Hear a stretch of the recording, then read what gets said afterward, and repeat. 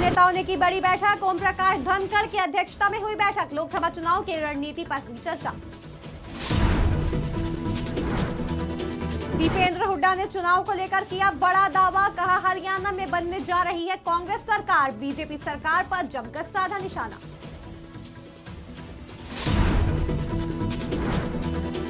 अधिकारियों की दिखी बड़ी लापरवाही। 3 किलो से ज्यादा अफीम के साथ 2 युवक गिरफ्तार। एक दोषी हथकड़ी सहित फरार।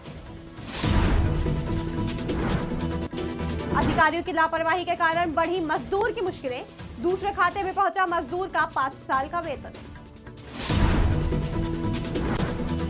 लोगों के घर में लगे बिजली के मीटर। कई सालों से लोगों को हो रही थी मुश्किलें। सीएम के ओएसडी के सहयोग से लगाए गए मीटर। नमस्कार, आप देख रहे हैं आज की खबर। आपके साथ मैं हूं अफीफा मलिक। गुरुग्राम में भारतीय जनता पार्टी हरियाणा के नेताओं ने भाजपा कार्यालय में 2024 लोकसभा चुनाव की रणनीति को देखते हुए और मजबूत करने को लेकर लगभग 3 घंटे तक गहन मंथन किया। प्रदेश अध्यक्ष ओम प्रकाश धनखड़ की अध्यक्षता और मुख्यमंत्री मनोहर लाल खट्टर और प्रदेश प्रभारी बिप्लब देब की उपस्थिति में होने वाली इस बैठक में प्रदेश के राजनीतिक घटनाक्रमों, संगठनात्मक विषयों पर भी चर्चा हुई। पार्टी उसके लिए तैयार है। जो ही सरकार अनाउंस करेगी हम लड़ने के लिए पूरे तैयार हैं। और अगले थोड़े समय में ही 5 चुनाव और भी आएंगे। हिसार, रोहतक, सोनीपत, करनाल, यमुनानगर। संगठन पूरी तरह से तैयार है। जो ही चुनाव आयोग डेट घोषित करेगा हम पूरी तरह से तैयार हैं। राज्यसभा सांसद दीपेंद्र सिंह हुड्डा फरीदाबाद पहुंचे। इस दौरान दीपेंद्र सिंह हुड्डा ने चुनाव के मद्देनजर बड़ा दावा करते हुए कहा कि इस बार हरियाणा में कांग्रेस की सरकार बनने जा रही है। फरीदाबाद पहुंचे हरियाणा के राज्यसभा सांसद दीपेंद्र सिंह हुड्डा ने शहीद मनोज भाटी की प्रतिमा का अनावरण किया और साथ ही कई कार्यक्रमों में शिरकत भी की। वहीं फरीदाबाद पहुंचने पर दीपेंद्र हुड्डा का कांग्रेसी कार्यकर्ताओं ने जोरदार स्वागत किया। राज्यसभा सांसद दीपेंद्र सिंह हुड्डा ने कार्यकर्ताओं में नई ऊर्जा भरने का भी काम किया। उन्होंने कहा कि पिछली बार भी भारतीय जनता पार्टी 75 पार का झूठा नारा देकर सरकार बनाने में कामयाब रही, लेकिन इस बार हरियाणा के अंदर कांग्रेस की सरकार बनेगी। से जो हमारे शहीद मनोज भाटी जी, उनके प्रतिमा का अनावरण का कार्यक्रम मुख्य तौर पर रहा। उसके साथ साथ कई जलपान कार्यक्रम और कई राजनीतिक कार्यक्रम। उसी श्रृंखला में जो हमारे पार्टी में राजाराम ठाकुर जी, जो फरीदाबाद जिनसे बहुत भली भांति परिचित है, जिनका एक लंबा संघर्ष इस इलाके में रहा है और इनेलो जजपा पार्टी से के संबंधित इनका एक संघर्ष रहा था, लेकिन हाल ही में इन्होंने प्रदेश की परिस्थितियों को देखते हुए कांग्रेस पार्टी को अपना समर्थन, हुड्डा साहब को अपना समर्थन दिया। Congress party narcotics control bureau के अधिकारियों की बड़ी लापरवाही सामने आई है। अफीम के केस में पकड़े गए 2 व्यक्तियों को एक होटल में रखा गया, लेकिन पकड़े गए आरोपियों में से एक व्यक्ति हथकड़ी सहित होटल से फरार हो गया। जानकारी के मुताबिक नारकोटिक्स कंट्रोल ब्यूरो के अधिकारियों ने बठिंडा के लहरा बेगा टोल प्लाजा से 3 किलो 8 ग्राम अफीम के साथ 2 दोषियों को गिरफ्तार किया था। अधिकारी दोषियों को लेकर अगले दिन एक रेड पे जाने वाले थे। इस दौरान एक होटल में रुकना हुआ, लेकिन इसी दौरान एक आरोपी हथकड़ी सहित धक्का मुक्की करके फरार हो गया। नारकोटिक्स कंट्रोल ब्यूरो के अफसर बलवंत राय ਅਤੇ ਉਸਦੀ ਟੀਮ ਵੱਲੋਂ ਲਹਿਰਾ ਬੇਗਾ ਟੋਲ ਪਲਾਜ਼ਾ ਤੇ 2 ਮੁਲਜ਼ਮ ਫੜੇ ਸੀਗੇ, ਜਿਹਦੇ ਵਿੱਚ ਇੱਕ ਦਾ ਨਾਂ ਹੈਗਾ ਸੀਗਾ ਰਜੇਸ਼ ਕੁਮਾਰ ਪੁੱਤਰ ਸੀਤਾਰਾਮ ਸੀਕਰ ਦਾ ਸੀਗਾ, ਜਿਹੜਾ ਸੈਕੰਡ ਕੁਲਵਿੰਦਰ ਸਿੰਘ ਸੀ ਵਾਸੀ ਮੁਕਤਸਰ ਦਾ ਸੀ। ਇਹਨਾਂ ਕੋਲੋਂ 3 kg 860 ਗ੍ਰਾਮ ਅਫੀਮ ਬਰਾਮਦ ਹੋਈ ਸੀ। ਜੋ ਇਹਨਾਂ ਵੱਲੋਂ ਜਿਹੜਾ ਇਹ ਕੇਸ ਰਜਿਸਟਰਡ ਹੈ ਉਹ ਚੰਡੀਗੜ੍ਹ ਕੇਸ ਰਜਿਸਟਰਡ ਕਰਵਾਇਆ ਗਿਆ। ਜੋ 9/7 ਨੂੰ ਇਹਨਾਂ ਨੇ ਵੱਲੋਂ ਜਿਹੜਾ ਹੈ ਅਕਿਊਜ਼ਡ ਹੈ ਤੇ ਜਿਹੜਾ ਮਾਲ ਮੁਕੱਦਮਾ ਹੈ ਉਹ ਲੋਕਲ ਕੋਰਟ ਡਿਊਟੀ ਮੈਜਿਸਟਰ ਦੇ ਪੇਸ਼ ਕੀਤਾ ਗਿਆ। ਜੋ 9/7 ਨੂੰ ਕਿਸੇ ਗੱਲੋਂ ਇਹਨਾਂ ਦਾ ਜਿਹੜਾ ਮਾਲ ਮੁਕੱਦਮਾ ਜਮ੍ਹਾਂ ਨਹੀਂ ਹੋ ਸਕਿਆ, ਜਿਸ ਕਰਕੇ ਇਹ ਹੋਟਲ ਆਇਰਸ ਹੋਟਲ ਹੈ ਹਨੂੰਮਾਨ ਚੌਂਕ 'ਚ, ਉੱਥੇ ਇਹ ਰੁਕ ਗਏ ਸੀਗੇ। सर मेरा नाम सुख गढ़शंकर के गांव रामपुर में मनरेगा योजना के तहत काम करने वाले एक मजदूर का 5 साल का वेतन अधिकारियों की लापरवाही के कारण किसी और के खाते में डालने का मामला सामने आया है। जानकारी देते हुए मजदूर ने बताया कि उन्होंने 5 साल तक मनरेगा योजना के तहत मजदूरी की, लेकिन विभाग की लापरवाही के कारण उनका वेतन जो लगभग 20,000 कर दिया गया है वो विभाग का है, लेकिन गलती से गाँव के धर्मचंद की पत्नी सुरेंद्र कौर का पैसा बिल्डर के खाते में डाल दिया गया। इस संबंध में खंड विकास और पंचायत अधिकारी गढ़शंकर मनजिंदर कौर ने बताया कि सुखविंदर सिंह की शिकायत पर उनकी जांच में पता चला कि सुखविंदर कौर के खाते में करीब 16,000 की राशि है। उन्होंने कहा कि विभाग ने सुरेंद्र कौर को नोटिस देकर कार्यालय में नामित किया है। सर मेरा नाम सुखजिंदर सिंह, पिंड रामपुर बिलोड़, तहसील गढ़शंकर, जिला हुशियारपुर का वासी हाँ मैं जी। सर मेरा मनरेगा संबंधी मसला है जी। मैं कई बार वीडियो दफ्तर भी जा आए हैं, थाने भी रिपोर्ट दी हुई है जी। हुण वीडियो दफ्तर हुण जी मेरे पिछले 5 सालों के पैसे जी सारी मजदूरी किसी होर दे खाते पई जाती, जिन्हां दा नाम बीबी सुरिंदर कौर जी आ, वो इस गल तो इनकारी है, कहते मेरे खाते विच नहीं आते। ਇਹ ਹੈਗਾ ਸੁਖਵਿੰਦਰ ਸਿੰਘ ਸਨ of ਗੁਰਦਿਆਲ ਸਿੰਘ ਬਿਲੜੋ। ਇਹਦੇ ਜਿਹੜੇ ਪੈਸੇ ਹੈਗੇ 17-18 ਦੇ ਪੈਂਡਿੰਗ ਚੱਲਦੇ ਆ ਰਹੇ, ਜਿਹੜੇ ਗਲਤ ਅਕਾਊਂਟ ਦੇ ਵਿੱਚ ਪੈ ਗਏ ਸੀਗੇ। ਅਸੀਂ ਇਹਨਾਂ ਸੰਬੰਧੀ ਜਿਹੜੀ ਸਾਡੇ ਕੋਲ ਕੰਪਲੇਂਟ ਆਈ ਸੀਗੀ ਉਸ ਦੇ ਆਧਾਰ ਤੇ ਅਸੀਂ SHO ਸਾਹਿਬ ਨੂੰ ਵੀ ਇਸ ਸੰਬੰਧੀ ਜਿਹੜੀ ਹੈ ਇਨਵੈਸਟੀਗੇਸ਼ਨ ਕਰਨ ਵਾਸਤੇ ਭੇਜਿਆ ਹੈ। ਉਹਨਾਂ ਦੀ ਇਨਵੈਸਟੀਗੇਸ਼ਨ ਜਦੋਂ ਆਏਗੀ ਸਾਡੇ ਕੋਲ ਰਿਪੋਰਟ ਤੇ ਉਸ ਤੋਂ ਬਾਅਦ ਅਸੀਂ ਜਿਹੜੀ ਹੈ ਅਗਲੀ ਕਾਰਵਾਈ ਹੈਗੀ ਉਹ ਕਰਾਂਗੇ। गुरुग्राम के सेक्टर 67 स्थित ऑस्ट्रेलेशिया सोसाइटी में एक लंबे इंतजार के बाद लोगों के घरों में अपने अपने बिजली के मीटर लग गए हैं। मुख्यमंत्री मनोहर लाल खट्टर के SOD जवाहर यादव के सहयोग से ऐसा हो पाया।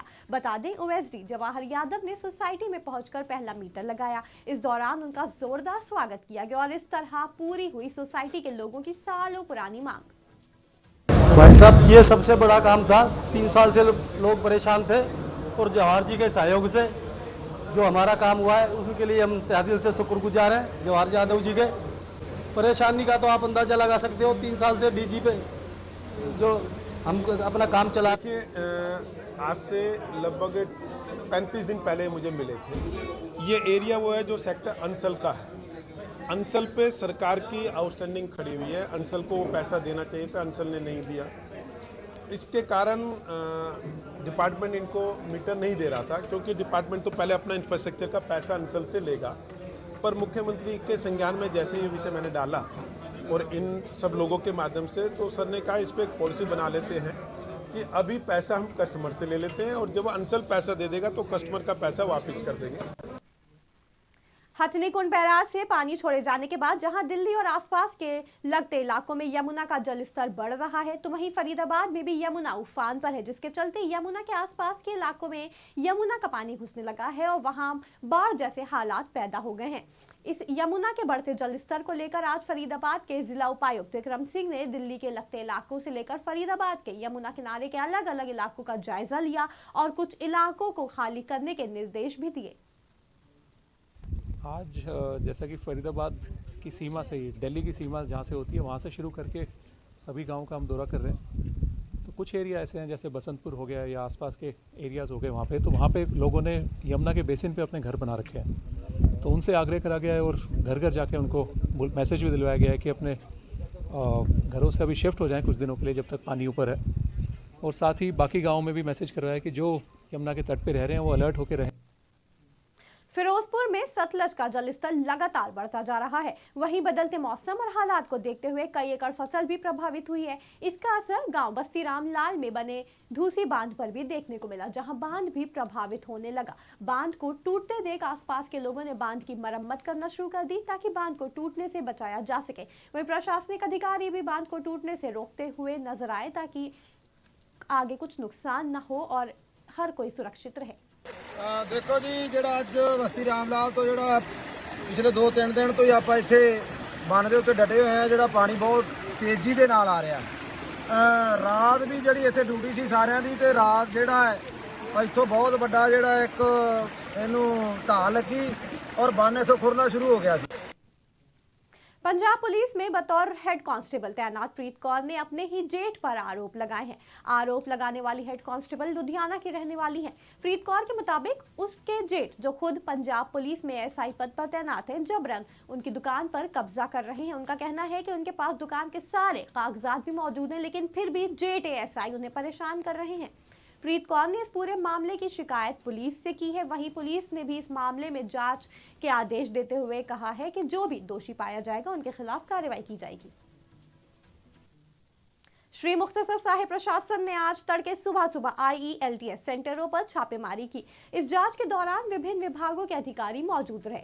इस मौके पर तहसीलदार ने बताया कि हमें कई कंप्लेंट मिल रही थी कि बच्चों को बाहर भेजने के नाम पर बच्चों का शोषण किया जा रहा है, जिसके चलते ये जांच की गई है। इस अवसर पर IELTS केंद्रों पर लाइसेंस, फायर NOC और अन्य दस्तावेज की जाँच की गई। साथ ही बच्चों का डेटा भी मांगा गया।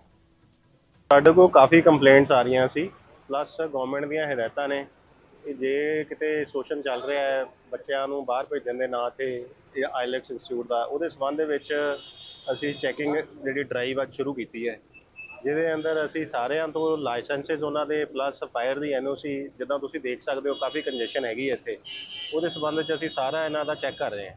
प्लस इन्हों को डाटा लै रहे हैं, कल्ले कल्ले स्टूडेंट्स को जोड़े जिन्हों दी कंप्लेंट्स आईयां ने पुछांगे, जिन्हों के खिलाफ FIR दर्ज हुई ने उन्होंने वखरा एक्शन लवांगे। नहीं बहुत घट है जी, गिनती के ही इशू होए वे।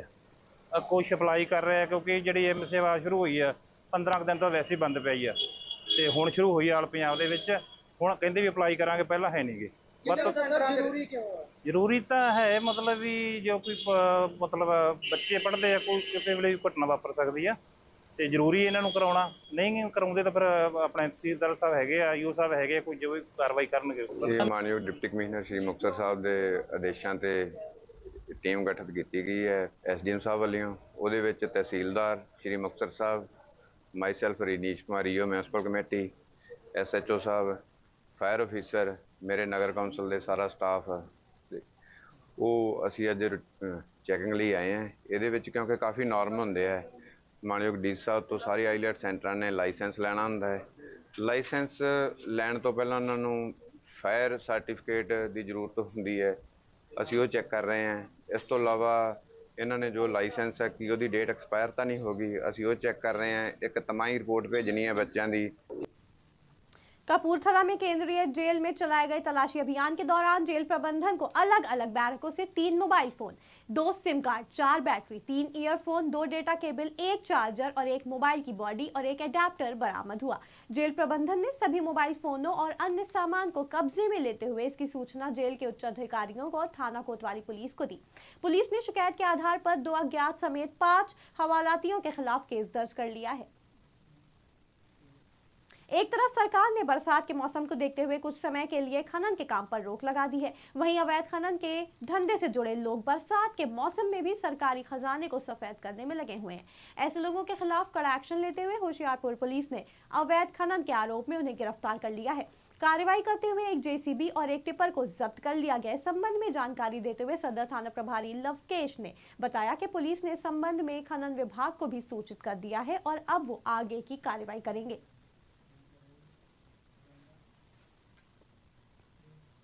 पंजाब और हरियाणा की खबरों में फिलहाल इतना ही। जुड़े रहें आज की खबर के साथ।